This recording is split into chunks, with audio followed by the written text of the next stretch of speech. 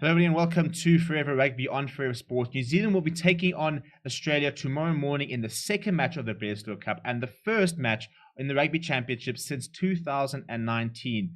As the Rugby Championship returns this weekend, two matches, New Zealand versus Australia in the morning and then South Africa versus Argentina down in Gqeberha at the Nelson Mandela Bay Stadium in Saturday evening. But tomorrow it's a big game because it's for BLEDISLOE Cup for New Zealand. If they were to win tomorrow, they would win the BLEDISLOE Cup after winning 2 out of the 3 tests in the first 2 games. But for Australia, it's a chance for them to try and stay in the BLEDISLOE Cup, and I think that they'll look back at their performance last weekend and think that there are aspects of the New Zealand game which they can try and target. I thought Australia actually played pretty well, and on a different day with the right kicking boots on, the result actually could have gone different ways. So I think it should be a really, really epic clash.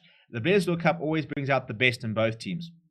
And Australia, no matter what sort of side Australia might be having, no matter what sort of issues they might be having, they're a side that always seems to bring out their best in and around BLEDISLOE Cup. Before we look at the two teams, which have had a couple of changes, please do smash like on the video and subscribe to the channel. This video is brought to you by Manscaped, who is the #1 choice for men's below-the-waist grooming. They are trusted by over 2 million men worldwide, and they have just launched in South Africa with their latest flagship product, the Lawnmower 4.0, which is the latest in trimming technology and has a lot of features such as wireless charging, a revolutionary skin-safe technology.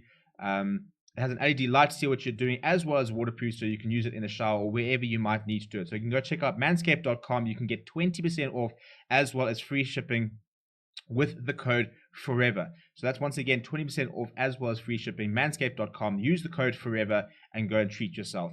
In terms of the teams for this weekend, we'll start with New Zealand, who have had not too many changes, a lot of continuity. It's exactly the same pack, but a couple of tweaks in the back line, positional changes, and a couple of players coming in.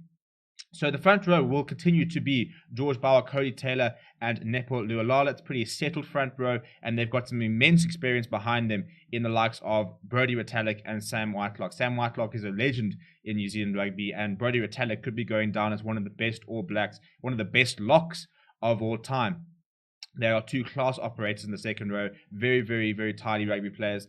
And the loose trio of Akira Ione, Dalton Bapili, and Artie Sevilla will also continue tomorrow. So it's the exact same pack, so they'll have a nice chance to sort of have another hit out tomorrow and be quite settled up against the Australians. In terms of the backline, Aaron Smith will be bringing up his 101st cap for New Zealand after making his 100th appearance last weekend. He partners Richie Mo'unga once again, who was very, very impressive. And then the first of the couple of changes, we see Sevu Reece changing his wing, coming into the number 11 jumper, and that is because David Havili has got a new centre partner in Rico Ione, who was shipped into the number 13 jersey, and Will Jordan will come in at number 14. Damien McKenzie starts at full back.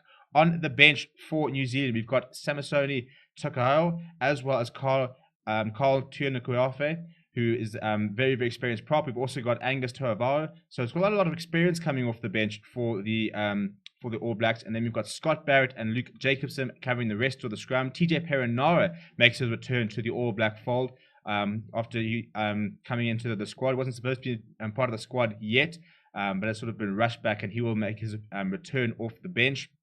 Beauden Barrett and Geordie Barrett will continue to provide a lot of experience, a lot of X factor, and a lot of energy off the bench to this New Zealand side. In terms of the Australians, and there's a couple of changes back, and the big one is number 11, Marikai Koroibete makes his return after being being benched for a week due to a drinking incident. But apart from that, it's a lot of continuity in the front row. It's the same front row as last weekend, and James Slipper, Brandon Painga Amosa, and Alan Alatoa.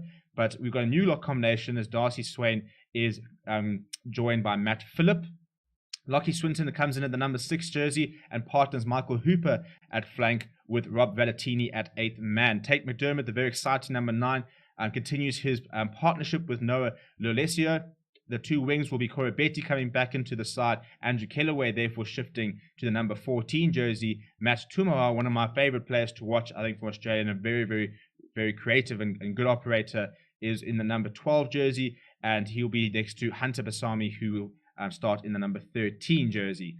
On the bench for the Australians, Jordan Uresa, Scott Sear, and Tenela Tupou, who has become a regular impact off the bench type of player, makes most of his appearances off the bench, brings a lot of physicality, some good skills, as well as Just a very good all-round game. Harry Wilson, Nick White, Len Ikitau, as well as Reece Hodge are the rest of the bench. So a nice sort of mix of experience as well as sort of some exciting players. It's a decent Australian side. I'm very interested to see how they go. I think Matuma and Lolesio will be a very nice combination. I really like to see what Australia can do when Tumao is on the parks. I think he's very creative. He's very unorthodox at times, and he brings quite a lot of X factor to the game. And then you're going to see a lot of hard work from the likes of Phillips, Swain, Hooper, Swinson as well. So it's a decent Australian side, but they need to go out and do a job tomorrow, because if they get blown off the park, you know, they're 1-0 back in the Rugby Championship. They've lost the BLEDISLOE Cup, and it'll be quite a big momentum shift and quite a big sort of emotional thing to try and get over. Maybe a mental block if they do sort of go down without much of a fight tomorrow. But if they can put on a similar fight to what we saw last weekend, then, you know, who knows? They might be sort of thinking, right, well, if they can get a win tomorrow, they can go on and win the Rugby Championship. They can go on to win the BLEDISLOE Cup. They can start to sort of imprint their name across world rugby after a bit of a 50-50 series against France. Please do smash like on the video and subscribe to the channel. My prediction is going to be New Zealand by 15, because I think that they really will pitch up. But I hope that Australia do make it a little bit closer than that. Let me know what your score predictions are down in the comments. Thank you very much for watching. My name is Steven, and I'll chat to you soon.